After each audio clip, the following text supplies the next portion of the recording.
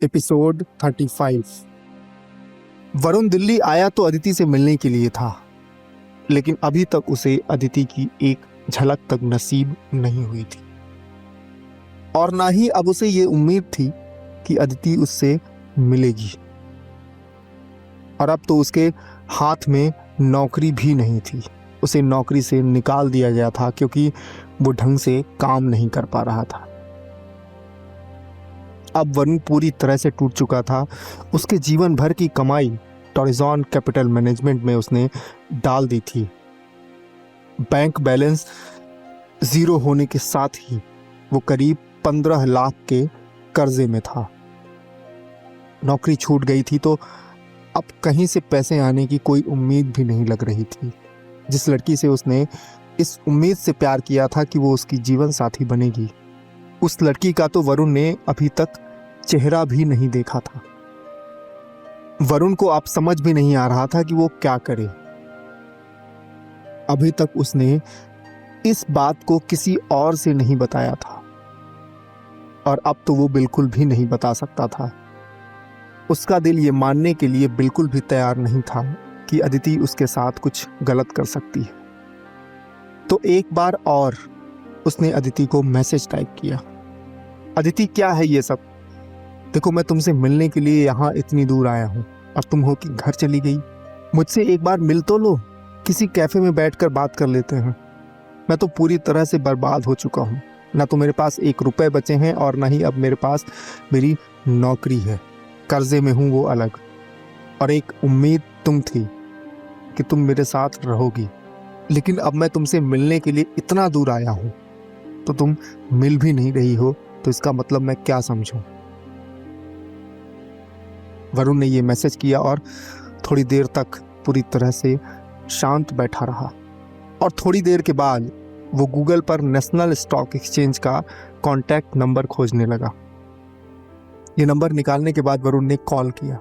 Call लग भी गई और फिर उधर से कस्टमर केयर के जैसे अलग अलग इंस्ट्रक्शंस को फॉलो करने के बाद वरुण की एक एग्जीक्यूटिव से बात हुई और वरुण ने उस एग्जीक्यूटिव को टॉरिजॉन कैपिटल मैनेजमेंट के बारे में बताते हुए कहा कि इस कंपनी में राइट्स इशू के माध्यम से लोगों को डिस्काउंटेड प्राइस पे शेयर्स दिए जा रहे हैं।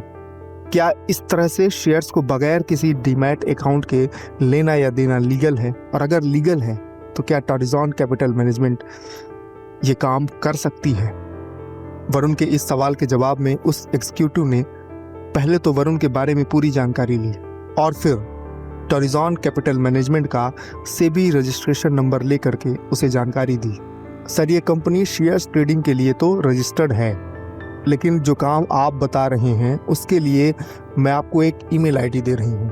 वहाँ ईमेल में आपको पूरी तरह से सारी डिटेल्स लिखनी पड़ेगी, तभी आपको जानकारी मिलेगी। मैं वो जानकारी देने के लिए ऑथराइज्ड पर्सन नहीं हूँ।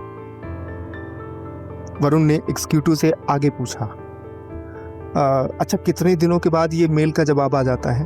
तो उसने जवाब दिया, सर 1 हफ्ते के अंदर हमारी तरफ से जवाब आ जाता है। इसके बाद वरुण ने उस एग्जीक्यूटिव से ईमेल आईडी ली और फ़ोन रखने के बाद उसने एक डिटेल्ड ईमेल टाइप किया और इस उम्मीद के साथ भेज दिया कि सरकार उसकी कोई मदद करेगी। वरुण अभी भी दिल्ली में अपने दोस्त के घर पर ही था। दोस्त को और अपनी माँ को उसने यहाँ रहने के पीछे का कारण तो यही बताया था कि उसकी कंपनी की तरफ से कोई ट्रेनिंग चल रही है और वो दोस्त के घर से हर दिन 10 से 11 बजे के बीच निकल जाया करता था और पूरा दिन वो या तो किसी मॉल में बैठा होता या किसी पार्क में। अब उसकी नौकरी भी छूट गई है, तो जब उसके दिमाग से अदिति या टॉरिजॉन कैपिटल मैनेजमेंट उतरते तो थोड़ी देर के लिए वो जॉब के लिए भी अप्लाई कर देता था।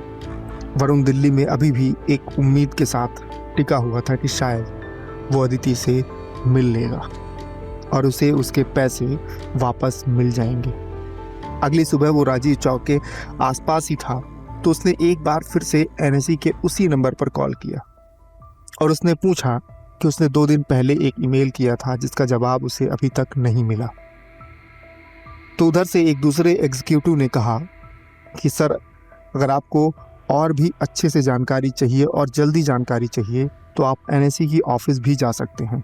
ईमेल का जवाब आने में थोड़ी देर लग सकती है। ये सुनकर वरुण ने वहीं पर से एनएससी के ऑफिस का एड्रेस सर्च किया तो राजीव चौक में जहां पर वो बैठा था वहां से मात्र 3 किलोमीटर की दूरी पर एनएससी का ऑफिस है। वरुण ने टाइम देखा तो दोपहर के करीब 12 बज रहे थे।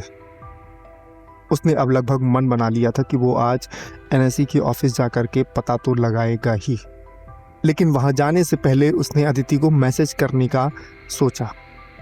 अदिति ने तो वरुण के सुबह किए हुए मैसेज का ही जवाब नहीं दिया था। वरुण ने सुबह अदिति से पूछा था कि वो उससे मिलेगी या फिर वरुण वापस मुंबई चला जाए, लेकिन अदिति ने उस मैसेज को अभी तक रीड भी नहीं किया था। पर फिर भी वरुण ने एक और मैसेज लिखना शुरू किया। अदिति, आज मैं एनएससी के ऑफिस जा रहा हूँ। अगर तुम लोगों के पास मेरी प्रॉब्लम का कोई सलूशन नहीं है तो मुझे खुद ही निकालना पड़ेगा। और तुमने मुझे अच्छा बेवकूफ़ बनाया। मैं पिछले 7 दिनों से दिल्ली में तुमसे मिलने के लिए यहाँ बैठा हूँ और तुम हो कि कोई जवाब भी नहीं दे रही हो। वरुण ने ये मैसेज किया तो उधर से अदिति ने भी तुरंत ही जवाब दिया, ओके, तुम्हें जहाँ जाना है वहाँ जाओ। तुम दिल्ली शायद मुझसे मिलने नहीं आए थे, किसी और काम से आए थे। तो जब तुम्हारा वो काम हो जाए तो वहाँ से चले जाना, मैं तुमसे नहीं मिलूंगी। अदिति के इतने रूड वर्ड्स को पढ़ करके 1 मिनट के लिए वरुण का तो कलेजा ही बैठ गया और उसने मन ही मन कहा, यार क्या है ये लड़की, इसके पीछे मैं यहाँ इतना दूर आ गया हूँ और अब ये कह रही है कि मैं इससे मिलने के लिए नहीं आया हूँ। इस बार वरुण ने भी अदिति का ये मैसेज पढ़कर ही छोड़ दिया और उसने कोई जवाब नहीं दिया। ये पहली बार था जब वरुण ने अदिति के मैसेज का तुरंत जवाब नहीं दिया था। Now I have to find out the reality. खुद से ये कहते हुए वरुण राजीव चौक के सेंट्रल पार्क से उठा और अपने जेब में फ़ोन डालते हुए वहाँ से आगे बढ़ चला। तो आखिर क्या है अदिति और उसकी कंपनी टॉरिजॉन कैपिटल मैनेजमेंट की सच्चाई? वरुण को एनएससी ऑफिस में क्या जानकारी मिलेगी? क्या होगा वरुण और अदिति के रिलेशनशिप का भविष्य? क्या वरुण अभी भी अदिति से मिलने के लिए दिल्ली में रुकेगा? जानने के लिए आप अगला एपिसोड ज़रूर सुनें और हमारे चैनल ऑडियो वाला शो को सब्सक्राइब ज़रूर कर लें। चलता हूँ, धन्यवाद।